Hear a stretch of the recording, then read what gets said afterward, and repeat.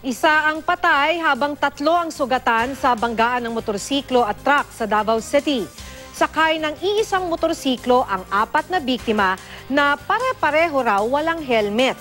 Makibalita tayo kay Sheila Vergara Rubio.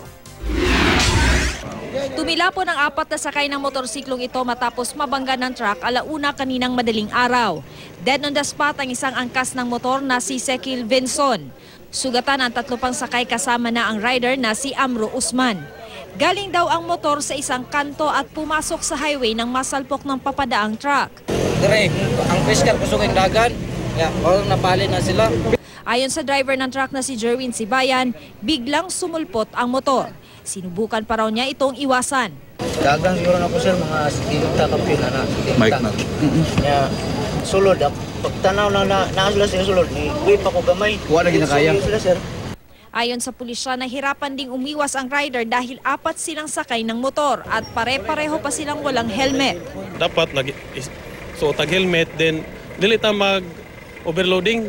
Para ato maglisod magmaneuver kay upat sila ang sakay. So unsaon nila pagkuan ana. Tapos pag ingon ani junction dili ka dapat diretso mo tabok dayon. Inaalam pa kung may pananagutan ang driver ng truck. Sheila Vergara Rubio, Nagbabalita, Pilipinas.